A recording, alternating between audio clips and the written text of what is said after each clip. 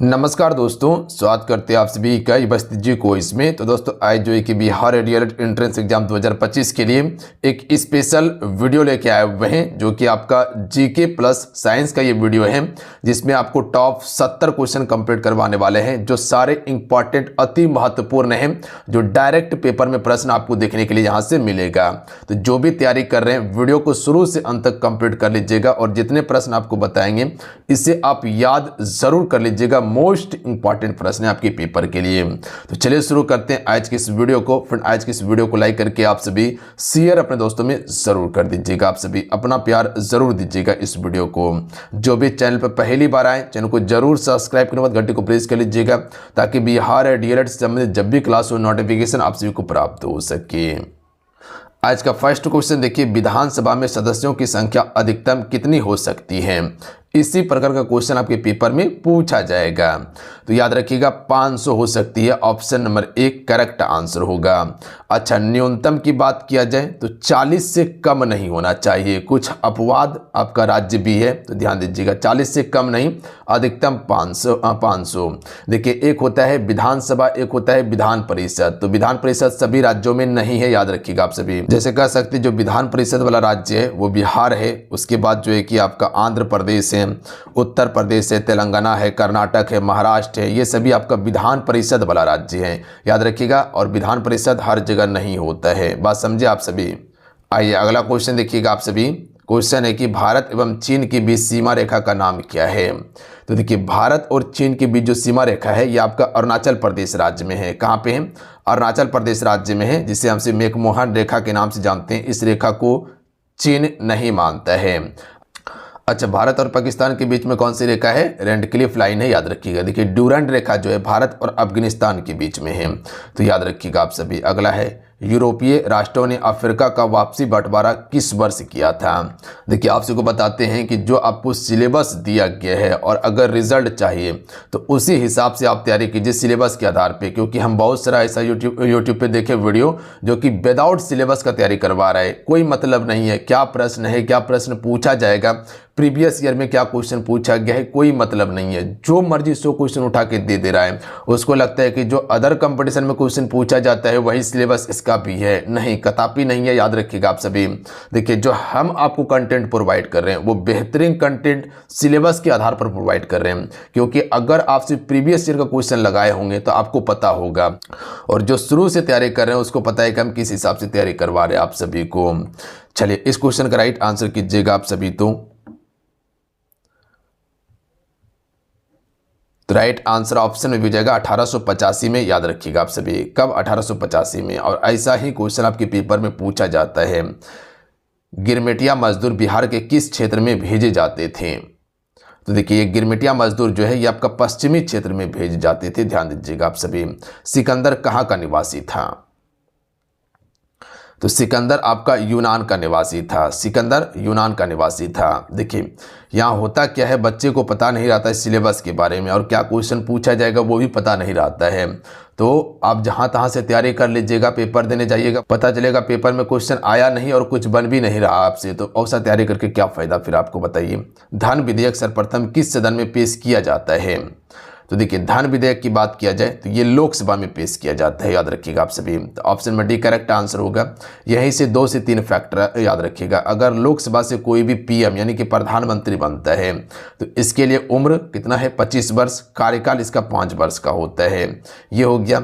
अगर राज्यसभा से कोई भी पीएम बनता है यानी कि प्रधानमंत्री, तो इसका कार्यकाल होता है आपका जो है कि कार्यकाल 6 वर्ष का होता है, उम्र 30 वर्ष होता है चुनाव लड़ने के लिए। बात समझे आप सभी। राष्ट्रपति बनने के लिए उम्र 35 वर्ष, राज्यपाल बनने के लिए उम्र 35 वर्ष, उप राष्ट्रपति बनने के लिए उम्र 35 वर्ष होना चाहिए। अगला क्वेश्चन है, कर्क रेखा किस राज्य से होकर नहीं गुजरती है? तो देखिए अगर कर्क रेखा की बात किया जाए तो ये भारत के 8 राज्यों से होकर गुजरती है, और भारत को उत्तर और दक्षिण में विभाजित कर देती है ये रेखा। जैसे कह सकते कि ये भारत का मैप बनाइए तो इस प्रकार से कर्क रेखा गुजरती है। तो देखिए महाराष्ट्र हो गया, बिहार हो गया, उड़ीसा हो गया, उत्तर प्रदेश हो गया, ये सभी राज्यों से कर्क रेखा नहीं गुजरती, याद रखिएगा। जबकि गुजरात, मध्य प्रदेश, छत्तीसगढ़ हो गया, उसके बाद पश्चिम बंगाल हो गया, त्रिपुरा हो गया, मिजोरम हो गया, झारखंड हो गया, ये सभी से कर्क रेखा गुजरती है, याद रखिएगा। कुल 8 राज्यों से।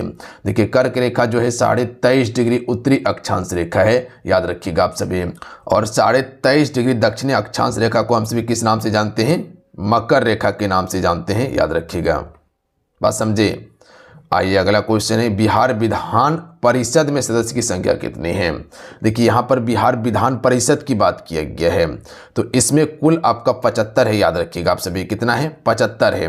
देखिए इसमें 63 सदस्य जो है, जो कि चुन के आता है, यानी कि चुनाव होता है, और 12 सदस्य इसमें मनोनीत होता है, याद रखिएगा आप सभी। बात समझे। तो कितना है? 75 है कुल। तो option number D correct answer होगा। अगला है, चुनाव में उम्मीदवार को इनमें से कौन सा कार्य करने की छूट प्राप्त है?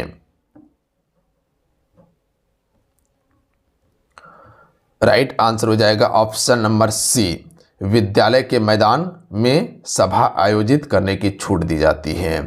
तो कोई भी चुनाव देखिएगा तो ज़्यादातर विद्यालय के मैदान में ही सारा काम होता है, और कोई भी सभा करने के लिए दिया जाता है। क्या आप सबको बताना चाहते हैं, एप्लीकेशन पे आप सभी के लिए कोर्सेज लॉन्च कर दिया गया, क्लासेस चल रहा है, जहां पर आपको classes, practice set, notes, PDF सारा चीज दिया गया है। अगर आप भी एक सीट पक्का करना चाहते हैं सरकारी कॉलेज में, तो फटाफट ज्वाइन करके तैयारी करना शुरू कर दीजिए फ्रेंड, क्योंकि सभी तैयारी कर रहे हैं और कंपटीशन भी काफी तबातोड़ है, और समय आपके पास कम है, तो कम समय में हम आपको बेहतरीन तैयारी करवा देंगे। देखिए ज्वाइन कैसे करना है, एप्लीकेशन का लिंक डिस्क्रिप्शन में, प्लस में कमेंट बॉक्स में पिन कर दिए हैं, अन्यथा प्ले स्टोर पे जाइए, वहां युवा शक्ति जीके को सर्च करके ज्वाइन कर लीजिएगा आप सभी डाउनलोड करके। और हम एक वीडियो भी बना दिए कैसे आपको ज्वाइन करना है, उसका भी लिंक दिया हुआ है डिस्क्रिप्शन में, देख लीजिएगा। भारत में मतदान सूची में नाम होने के लिए न्यूनतम उम्र क्या होनी चाहिए या क्या होना है? तो 18 वर्ष रखा गया है। पहले 21 वर्ष था, 61वां संविधान संशोधन के द्वारा इसे हटाकर 18 वर्ष किया गया था। अगला है, उम्मीदवारों द्वारा चुनाव प्रचार चुनाव के कितने घंटे पहले समाप्त हो जाता है? तो ये 48 घंटे। देखिए चुनाव होने से पहले, जिस दिन वोटिंग होगा उससे 48 घंटे पहले जो है कि चुनाव प्रचार को समाप्त कर दिया जाता है। अगला है, ओजोन के एक अणु में ऑक्सीजन की परमाणु संख्या कितनी होती है? तो कुल इसमें 3 परमाणु संख्या होती है, याद रखिएगा। कितना? 3। अगला है, आवर्त सारणी में कितने आवर्त क्षैतिज पंक्तियों में होते हैं? जो आवर्त सारणी में जो आवर्त देखते हैं, जो क्षैतिज पंक्ति में होते हैं, इसकी संख्या 7 होती है। जबकि वर्ग की बात किया जाए तो कुल 18 वर्ग होते हैं, जो ऊर्ध्वाधर होता है। अगला है, हीलियम कैसा तत्व है? देखिए हीलियम एक अक्रिय गैस है, याद रखिएगा आप सभी। हीलियम क्या है? एक अक्रिय गैस है। तो ऑप्शन में ए राइट आंसर होगा। डायरेक्ट क्वेश्चन उठा के पूछ लिया जाएगा कि हीलियम कैसा है? गैस है, तो अक्रिय गैस है। चुनाव आयोग के सदस्य का कार्यकाल जो होता है ये कितने वर्ष का होता है? देखिए 62 वर्ष का होता है, याद रखिएगा। 62 वर्ष उम्र होना चाहिए minimum. Option number C correct answer होगा। इसका कार्यकाल का अंतिम समय की बात यहाँ पर किया गया तो 62 वर्ष होगा। अगला है, मुख्य चुनाव आयुक्त की नियुक्ति कौन करता है? तो राइट आंसर हो जाएगा ऑप्शन में सी राष्ट्रपति, याद रखिएगा आप सभी। देखिए मुख्य चुनाव आयुक्त हो गया, या कह सकते हैं संघ लोक सेवा आयोग के जो अध्यक्ष होते हैं, या कह सकते हैं आप सभी जो आपका मुख्य न्यायाधीश होता है, ये सभी का नियुक्ति जो है कैग जो होता है, ये सभी का नियुक्ति राष्ट्रपति ही करता है। राज्यपाल की नियुक्ति राष्ट्रपति करता है, प्रधानमंत्री की नियुक्ति राष्ट्रपति करता है। सिंधु नदी का बहाव किस दिशा में है? देखिए एक सिंधु नदी समझौता भी है, जो कि भारत और पाकिस्तान के बीच समझौता है। देखिए सिंधु नदी का बहाव जो है उत्तर से दक्षिण की ओर है। देखिए कैसे, जैसे अगर ये भारत का अगर मैप बनाइएगा आप सभी, तो यहाँ से सिंधु नदी बहते हुए इस प्रकार से अरब सागर में जाके मिल जाती है, याद रखिएगा। अगला क्वेश्चन देख लीजिएगा, पाकिस्तान में परमाणु शक्ति उत्पादन केंद्र कहाँ स्थित है?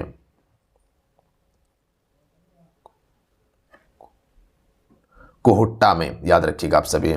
कहाँ है? कोहट्टा में। जैसे कह सकते हैं कि हम सभी का जो परमाणु शक्ति केंद्र जो है, जैसे तारापुर हो गया, नरोरा हो गया, केंगा हो गया। एशिया की सबसे बड़ी चीनी मिल कहाँ स्थित है? चलिए आपसे हम पूछते हैं कि केंगा परमाणु शक्ति केंद्र कहाँ पर स्थित है? बता सकते हैं किस राज्य में है? जैसे नरोरा उत्तर प्रदेश में, तारापुर महाराष्ट्र में, उसी प्रकार से केंगा कहाँ पे है? केंगा कर्नाटक में है, काकरापार गुजरात में है, कुडनकुलम तमिलनाडु में है। एशिया की सबसे बड़ी चीनी मिल कहाँ स्थित है? मारदान में। ऑप्शन नंबर क्या हो जाएगा, एक करेक्ट आंसर होगा, याद रखिएगा। पाकिस्तान का कौन सा स्थान दरी बनाने के लिए प्रसिद्ध है? शिकारपुर बिल्कुल करेक्ट आंसर होगा, याद रखिएगा आप सभी। अगला प्रश्न देखिए, अगला क्वेश्चन देखिए, खैरपुर किस सामान बनाने के लिए प्रसिद्ध है? किस सामान बनाने के लिए प्रसिद्ध है खैरपुर? तो चमड़ा उद्योग के लिए प्रसिद्ध है, चमड़ा का सामान बनाने के लिए प्रसिद्ध है खैरपुर। अगला है, निम्नलिखित में से कौन सा पदार्थ पाकिस्तान के प्रमुख निर्यातक में शामिल है? ये आपका पड़ोसी राज्यों से संबंधित प्रश्न है, तो ये सभी हो जाएगा। कपास हो जाएगा, सेंधा नमक हो जाएगा, सूखे फल हो जाएगा, ये सभी इसका बिल्कुल करेक्ट आंसर होगा। जब लोग स्वयं शासन में भाग लेते हैं तो ऐसी शासन व्यवस्था को क्या कहते हैं? तो इसे प्रत्यक्ष लोकतंत्र के नाम से जानते हैं। क्या कहते हैं? प्रत्यक्ष लोकतंत्र कहते हैं। उसके बाद है, लोकसभा एवं विधानसभा का चुनाव कितने वर्ष के अंतराल पर होता है? देखिए, लोकसभा 5 वर्ष में चुनाव होता है और विधानसभा का भी 5 वर्ष में ही चुनाव होता है। जैसे लोकसभा चुनाव होता है तो यहाँ से प्रधानमंत्री को बनाया जाता है, और उसके बाद विधानसभा से चुनाव होता है तो मुख्यमंत्री आपका बनता है। जैसे आप विधायक का नाम सुने हैं, बिल्कुल, एक होता है सांसद, पता है आप सभी को, बिल्कुल। अगला प्रश्न है कि 0 डिग्री का मान केल्विन स्केल पर क्या होता है? तो केल्विन पर इसका मान 273 डिग्री केल्विन होता है, 273 डिग्री केल्विन। तो ऑप्शन में ए राइट आंसर हो जाएगा। सामान्य मनुष्य का तापमान केल्विन में कितना होता है? 310 डिग्री केल्विन होता है। फ़ारेनहाइट में लगभग जो है कि 97 डिग्री फ़ारेनहाइट के अप्रॉक्स में होता है, 97 पॉइंट कुछ हो जाता है। और 36 डिग्री सेल्सियस, 36.7 या 8 अप्रॉक्स में 37 के बीच में जो है कि आपका मानव शरीर का समान तापमान होता है, किसमें? सेल्सियस में। निम्न में से कौन सा ठोस नहीं है? तो 36 से लेकर 37 के बीच में जो भी ऑप्शन रहेगा सेल्सियस में पूछा जाए तो आपको टिक करना है। निम्न में से ठोस नहीं है, तो पारा ठोस नहीं, ये द्रव होता है, जबकि मोम, गंधक, मैग्नीशियम ठोस होता है। अगला क्वेश्चन है कि निम्न में से द्रव चुने। तो देखिए, द्रव जो है, जल आपका एक द्रव है, जबकि वाष्प, ये जल 2 बार आ गया, हवा, ये सभी गैस है, ना कि द्रव भी हैं। अगला क्वेश्चन देख लीजिएगा, प्रथम विश्व युद्ध की समाप्ति के बाद किसके द्वारा यूरोप की अर्थव्यवस्था को पुनर्जीवित करने का प्रयास किया गया था? तो देखिए, ये किया गया था अमेरिका के द्वारा। किसके द्वारा किया गया था? अमेरिका के द्वारा। प्रथम विश्व युद्ध 1914 में हुआ था, 18 तक चला था, कुल 4 वर्ष तक चला था, याद रखिएगा। अगला है, स्वराज दल के अध्यक्ष कौन थे? तो राइट आंसर होगा मोतीलाल नेहरू, याद रखिएगा। देखिए, स्वराज पार्टी की स्थापना 1923 में किया गया था, ध्यान दीजिएगा आपसे, मोतीलाल नेहरू के द्वारा। अगला क्वेश्चन है, किस तिथि को पूर्ण स्वतंत्रता दिवस घोषित किया गया? तो ये किया गया था 26 जनवरी 1930 में, याद रखिएगा आप सभी। कब? 26 जनवरी 1930 को, डेट याद रखिएगा आप सभी। क्वेश्चन डायरेक्ट बनता है यहाँ से। देखिए, जितने भी मेरे साथ में जुड़े हुए, एक बार सेशन को जरूर लाइक कीजिएगा, अपना प्यार इस सेशन को जरूर दीजिएगा, लाइक करके शेयर जरूर कर दीजिएगा अपने दोस्तों में। साधारण गंधक किस आणविक रूप में पाया जाता है? तो ये आपका S8 के रूप में पाए जाते हैं, याद रखिएगा आप सभी। सी राइट आंसर होगा। फास्फोरस का आणविक सूत्र क्या है? तो P4 फास्फोरस का आणविक सूत्र है, तो option number D right answer होगा। बोलिए किस प्रकार से क्वेश्चन है पूछा जाता है आपके पेपर में, तो क्वेश्चन वही कीजिए जो पेपर के लिए इंपॉर्टेंट है, अन्यथा क्वेश्चन करने के लिए तो बहुत सारा क्वेश्चन है, करके चल जाइएगा, पेपर में आएगा नहीं, पता चलेगा हो गया आपका खेल। सोना निम्नलिखित में से किस द्रव में घुला जाता है या घुल जाता है? अम्ल राज्य में, याद रखिएगा, सोना जो है अम्ल राज्य में घुल जाता है, तो ए राइट आंसर होगा। कौन सा अधातु कमरे के ताप पर द्रव में होता है? तो देखिए, कमरे के ताप में द्रव में जो होता है वो ब्रोमीन होता है, और ये एक अधातु है, याद रखिएगा आपसे। ब्रोमीन क्या है? एक अधातु है, जबकि पारा क्या है? धातु है, याद रखिएगा आपसे। पारा क्या है? धातु है। अगला क्वेश्चन है, सीसा और टीन मिश्र धातु को कहते हैं। जो सीसा और टीन के मिश्र धातु से जो बनता है उसे हम सोल्डर के नाम से जानते हैं। किस नाम से? सोल्डर के नाम से जानते हैं। Option number A right answer होगा। तो सोल्डर किसका मिश्र धातु है? सीसा और टीन का मिश्र धातु है। अगला क्वेश्चन लीजिएगा, निम्नलिखित में से कौन अधिक अभिक्रियाशील है? देखिए, यहाँ सीसा के स्थान पे आपको लेड दिया जा सकता है, याद रखिएगा आप सभी। क्या दिया जा सकता है? लेड दिया जा सकता है सीसा के स्थान पे, तो ध्यान दीजिएगा आप सभी। अगला क्वेश्चन देखिए, निम्नलिखित में से कौन सा अधिक अभिक्रियाशील है। तो यहाँ पे थोड़ा सा आप इसको काट के CS कीजिए आप सभी। देखिए सीजियम जो है ऑप्शन के हिसाब से सबसे अधिक अभिक्रियाशील होगा। इसके अलावा पोटासियम भी अभिक्रियाशील है, उसके बाद आपका मैग्नीशियम भी होता है, सोडियम भी होता है, ये सभी अभिक्रियाशील धातु है, ध्यान दीजिएगा आप सभी। अगला प्रश्न है, निम्नलिखित में से कौन अति ज्वलनशील है। तो देखिए अति ज्वलनशील जो है ये आपका हो जाएगा श्वेत फास्फोरस, सबसे अधिक ज्वलनशील होता है। मस्तिष्क उत्तरदायी है, तो राइट आंसर हो जाएगा उपयुक्त में से सभी। सोचने के लिए, हृदय स्पंदन के लिए, शरीर का संतुलन बनाए रखने के लिए, सभी के लिए है। बहुकोशिकीय जीवों में निम्न में से किस प्रकार का समन्वय पाया जाता है। तो देखिए बहुकोशिकीय जीवों में जो समन्वय पाया जाता है यह आपका रासायनिक समन्वय और तंत्रिका समन्वय, यानी कि ऑप्शन नंबर इसका सी राइट आंसर होगा, दोनों इसका करेक्ट आंसर होगा। अगला है, तंत्रिका कोशिकाएं कितने प्रकार की होती है। तो देखिए तंत्रिका कोशिका जो है ये 3 प्रकार की होती है, याद रखिएगा। कितने प्रकार की, 3 प्रकार की होती हैं। ठीक आप सभी, पहला जो होता है वो आपका प्रेरक तंत्रिका होता है, दूसरा आपका हो जाएगा संवेदी तंत्रिका कोशिका, और तीसरा आपका बहुध्रुवीय तंत्रिका कोशिका। क्या बताएं, प्रेरक तंत्रिका कोशिका, संवेदी तंत्रिका कोशिका, बहुध्रुवीय तंत्रिका कोशिका। अगला है, प्रतिवर्ती चाप कहाँ बनते हैं। तो देखिए प्रतिवर्ती चाप जो बनते हैं ये आपका मेरुरज्जु में, ऑप्शन में ए राइट आंसर होगा। अगला प्रश्न है कि शरीर की प्रधान नियंत्रक ग्रंथि किसे कहा जाता है। तो शरीर की प्रधान नियंत्रक ग्रंथि जो कहा जाता है वो पीयूष ग्रंथि को कहा जाता है, जो मस्तिष्क में होता है। इसे ही कह सकते हैं कि नियंत्रक माना जाता है। आर्य समाज की स्थापना किसने की थी। तो याद रखिएगा दयानंद सरस्वती के द्वारा, ऑप्शन में डी राइट आंसर होगा, सभी को पता है। फॉरवर्ड ब्लॉक के संस्थापक कौन थे, ये भी आपको पता होगा, सुभाष चंद्र बोस थे। अगला क्वेश्चन देख लीजिए, वल्लभ भाई पटेल को सरदार की उपाधि किस किसान आंदोलन के दौरान दी गई थी। तो ये पता होगा, बताए होंगे आप सभी को, बारदोली सत्याग्रह जो 1928 में हुआ था। तो ऑप्शन नंबर इसका क्या हो जाएगा, ऑप्शन में एक करेक्ट आंसर होगा। अगला क्वेश्चन देखिए, लोकसभा की प्रथम महिला अध्यक्ष का नाम क्या है। तो राइट आंसर होगा Meera Kumar, option number C right answer होगा, ध्यान दीजिएगा मीरा कुमार। यहीं से याद रखिएगा चंपारण जो हुआ था आंदोलन 1917 में हुआ था। 15वीं लोकसभा के गठन की तिथि क्या है। तो देखिए 15वीं लोकसभा जो है यह आपका मई 2009 है, याद रखिएगा आप सभी, 22 मई 2009 गठन की तिथि पूछा गया था। और अभी आपका 18वीं लोकसभा चल रही है, ध्यान दीजिएगा आप सभी। अगला है, कार्यपालिका कितने प्रकार की होती है। तो देखिए कार्यपालिका जो है ये आपका 2 प्रकार की होती है, याद रखिएगा आप सभी। देखिए हमारे देश में कार्यपालिका 2 प्रकार का होता है। एक आपका जो कार्यपालिका होता है वो राजनीतिक कार्यपालिका होता है, एक आपका अस्थायी कार्यपालिका होता है, याद रखिएगा। अगला है कि इनमें कौन सी राजनीतिक संस्था राष्ट्रपति के चुनाव में भाग नहीं लेती है।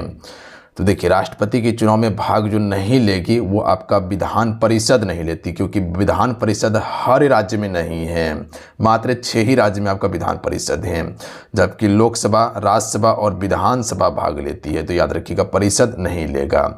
अगला क्वेश्चन देख लीजिएगा, रेडीमेड वस्त्र पार्क की स्थापना कहाँ की गई है।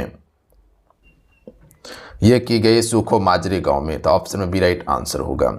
अगला है, कच्चे माल पर आधारित नहीं होने वाला उद्योग क्या कहलाता है। तो इसे फूड लॉस उद्योग कहते हैं। नेपा नगर किस उद्योग के लिए प्रसिद्ध है। अखबारी कागज के लिए, सी राइट आंसर होगा। नेपाल की सीमा भारत के किस राज्य से मिलती है। तो इनमें से नेपाल की सीमा सिक्किम से मिलती है, इसके अलावा बिहार हो गया, उत्तर प्रदेश हो गया, याद रखिएगा आप सभी। अगला है, महाभारत लेक क्या है। तो ये एक आपका पर्वत श्रृंखला है, ऑप्शन में ए राइट आंसर होगा। गंडक नदी को नेपाल में किस नाम से जाना जाता है। नारायणी के नाम से जाना जाता है गंडक नदी को नेपाल में। अगला क्वेश्चन है, भूटान की राजधानी कहाँ है।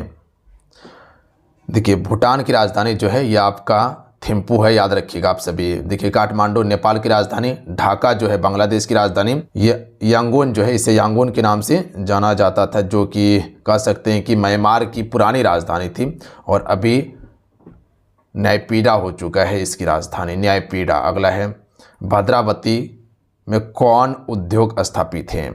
तो भद्रावती में कौन सा उद्योग है, रासायनिक खाद्य उद्योग है भद्रावती में। लोकसभा को कहा जाता है? तो देखिए लोकसभा को प्रथम सदन कहा जाता है, याद रखिएगा, लोकसभा को प्रथम सदन कहते हैं। राष्ट्रीय श्रम आयोग की स्थापना किस वर्ष की गई या किस वर्ष हुई थी? तो राष्ट्रीय श्रम आयोग की स्थापना 1966 में हुई थी। औद्योगिक क्रांति सर्वप्रथम किस देश में हुई? तो राइट आंसर होगा इंग्लैंड देश में। किस देश में? इंग्लैंड में। अगला है जार निकोलस द्वितीय की पत्नी जरीना किस देश की राजकुमारी थी? तो ये आपका ऑस्ट्रिया इसका बिल्कुल करेक्ट आंसर होगा, ऑस्ट्रिया की राजकुमारी थी। फ्रांसीसी समाजवाद के विकास का जन्मदाता कौन है? सेंट साइमन, याद रखिएगा कौन है? Saint Simon. यह आपका फ्रांसीसी समाजवाद के विकास का जन्मदाता है, सेंट साइमन। अगला है अंतःस्रावी ग्रंथि होती है? तो देखिए अंतःस्रावी ग्रंथि की यहाँ पर बात किया गया है, तो यह आपका नलिका बहिन होती है अंतःस्रावी ग्रंथि, याद रखिएगा नलिका बहिन। अगला प्रश्न 64 नंबर की थायराइड ग्रंथि की अल्पक्रियता के कारण कौन सा रोग उत्पन्न होता है? तो इससे जो है कि ये सभी रोग उत्पन्न हो जाएगा। ऑप्शन में डी राइट आंसर हो जाएगा। पहला ऑप्शन है अपटुबामनता, ये जो है कि आपका थायराइड ग्रंथि की अल्पक्रियता के कारण होता है। अपटू अल्पक्रियता इसी कारण से होता है। मैक्सिडिमा इसी के कारण से होता है। अगला है अग्नाशय द्वारा निम्न में से कौन सा हार्मोन स्रावित होता है? तो देखिए अग्नाशय द्वारा जो हार्मोन स्रावित होता है यह आपका इंसुलिन और ग्लूकागॉन दोनों होता है, याद रखिएगा आप सभी। तो इंसुलिन और ग्लूकागॉन ये दोनों होता है। अगला है भूमंडलीकरण की शुरुआत किस दशक में हुई थी? तो देखिए भूमंडलीकरण की शुरुआत जो है फ्रेंड ये आपका 1990 के दशक में शुरू हुई थी। तो याद रखिएगा ये राइट आंसर होगा। थोड़ा सा फास्ट में करने का कोशिश करें क्योंकि समय ज़्यादा नहीं है। गॉर्डन सिटी की अवधारणा किसने विकसित की थी? तो ये की गई थी एबेनेजर हार्वर्ड के द्वारा। ऑप्शन में ए राइट आंसर होगा। अस्थायी कृषि के प्रभाव से कैसा जमाव संभव हुआ है? तो देखिए अस्थायी कृषि के प्रभाव से जमाव जो संभव हुआ है यह आपका संपत्ति का। ऑप्शन में ए राइट आंसर होगा, संपत्ति का जमाव संभव हुआ है। अगला क्वेश्चन देखिए, अगर आपको भारत का राष्ट्रपति चुना जाए तो आप निम्नलिखित में से कौन सा फैसला खुद कर सकते हैं? ये ऑप्शन आपको यहाँ पर दिया गया है। तो देखिए राइट आंसर होगा ऑप्शन में सी, दोनों सदनों द्वारा पारित विधेयक पर पुनर्विचार के लिए कह सकते हैं। जो दोनों विधेयक द्वारा यानी कि लोकसभा राज्यसभा द्वारा जो विधेयक पारित किया जाता है उस पर पुनर्विचार करने के लिए फिर से कह सकते हैं उसको। तो ये शक्ति आपको दिया गया है। अगला है निम्नलिखित में से कौन राजनीतिक कार्यपालिका का एक हिस्सा प्रधान का हिस्सा है? तो राइट आंसर ऑप्शन में डी हो जाएगा, गृह मंत्री जो है यह आपका राजनीतिक कार्यपालिका का एक प्रधान हिस्सा है। ऑप्शन में ए राइट आंसर होगा। तो चलिए आज कितना ही, आज के सेशन में कुल जो है कि 70 क्वेश्चन आपको कंप्लीट करवाए हैं, जो कि जीके प्लस विज्ञान का ये क्वेश्चन था। जीके प्लस विज्ञान का ये था। जितने भी प्रश्न था सारे सिलेक्टेड इंपॉर्टेंट प्रश्न लिया गया और इसी प्रकार का प्रश्न आपके पेपर में पूछा जाएगा। और जितने भी हैं इसे याद ज़रूर कर लीजिएगा क्योंकि याद करने से ही प्रश्न आपको याद होगा। और फिर से एक बार कहना चाहते हैं कि जो सिलेबस दिया गया है उसी आधार पर तैयारी कीजिए तो प्रश्न आप आराम से बना पाइएगा। अन्यथा जो मनसो क्वेश्चन लगाइएगा तो फिर आपको दिक्कत होगा। क्वेश्चन बहुत सारा अवेलेबल है। मान लीजिए जो सिलेबस आपका नहीं है वो सिलेबस विदाउट सिलेबस आपका प्रश्न उठा के आपको दे दिया जाएगा, याद करवाया जाएगा, तो फालतू का वो आपके दिमाग में कचड़ा जाएगा। इसके अलावा कुछ नहीं है। तो थोड़ा पढ़िए, लिमिटेड पढ़िए, जो चीज़ें आपसे भी से पूछा जाएगा वही पढ़िए आप सभी, तभी आपका रिजल्ट क्लियर हो पाएगा बेहतर तरीके से। तो मिलते हैं। जय हिंद, वंदे मातरम। ध्यान रखिएगा, पढ़ाई करते रहिएगा। जाते जाते सेशन को लाइक करके शेयर कीजिएगा। और जो भी एप्लीकेशन पे क्लासेस करना चाहते हैं, ज्वाइन करना चाहते हैं, जाके ज्वाइन करके तैयारी कर सकते हैं। वहाँ पर आपको थ्योरी क्लास करवाया जा रहा है, सारा कॉन्सेप्ट आपको क्लियर करवाया जा रहा है। वहाँ पर नोट्स, PDF, ई-बुक सारा चीज़ दिया गया, टॉपिक वाइज क्लासेस दिया गया है। ज्वाइन कैसे करना, एप्लीकेशन का लिंक डिस्क्रिप्शन में दिया हुआ है, प्लस कमेंट बॉक्स में पिन है। अन्यथा प्ले स्टोर पर जाइए, वहाँ से युवा शक्ति जी की कोई सर्च करके आप एप्लीकेशन को डाउनलोड कर लीजिएगा। उसके बाद रजिस्ट्रेशन करके ज्वाइन कर लीजिएगा आप सभी। मिनिमम फी लगेगा, आपको ज़्यादा नहीं लगने वाला है। जय हिंद, वंदे मातरम।